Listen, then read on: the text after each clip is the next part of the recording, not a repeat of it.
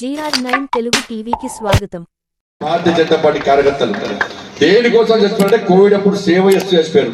ఒక BRS party నాయకుడు ఎక్కడైనా తిరిగిందా, ఒక కాంగ్రెస్ పార్టీ నాయకుడు ఎక్కడ తిరిగిందా? అరే రైతులు నష్టపోతే ఒక్కసారి కూడా బీఆర్ఎస్ పార్టీ నాయకులు రాలే, అప్పుడు కాంగ్రెస్ పార్టీ వాళ్ళు ఒక్కరు రాలే. ఇవాళ నేను వచ్చి నష్టపోయిన రైతులకు భరోసా కల్పించే ప్రయత్నం చేస్తా. నష్టపోయిన రైతులకు నష్టపరాలు ఇవ్వాలని కొట్లాడిన రైతుల కోసం నేను ఇవ్వాలి. వడ్ల కుప్పల మీద రైతులు చచ్చిపోయా, రైతులకు ఒక్క రైతుకు నష్టపరగల బీఆర్ఎస్ పార్టీ.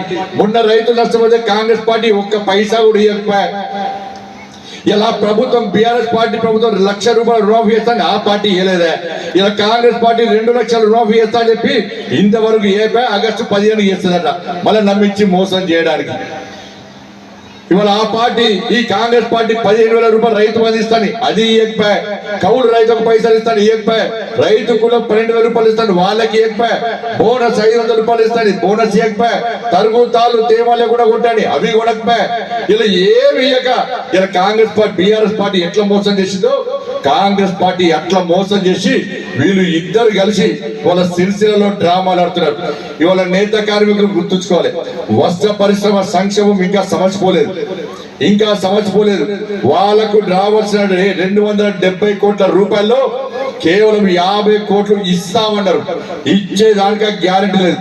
ఇలా నేత కార్మికులు ఆలోచించాలి, ఆసాములు ఆలోచించాలి, యాజమాన్యం ఆలోచించాలి, కార్మికులు ఆలోచించాలి. మీరు దాదాపు చాలా రోజులు సమ్మె చేసిర్రు, ఈ ప్రభుత్వం పట్టించుకోలే. మీరు కష్టపడి సమ్మె చేసిర్రు. ఇలా మీరు కష్టపడి సమ్మె చేస్తే ఇలా ప్రభుత్వం దిగొచ్చింది. మీరు కష్టపడ్డా కూడా మీ సమస్య తెలంగాణ రాష్ట్రంలో చాలా మందికి తెలియలే, మీ ఇబ్బందులు తెలియలే. చాలా మంది నేతలను ఆత్మహత్య చేసుకున్నారు, పైన సమాజాన్ని తెలియలే.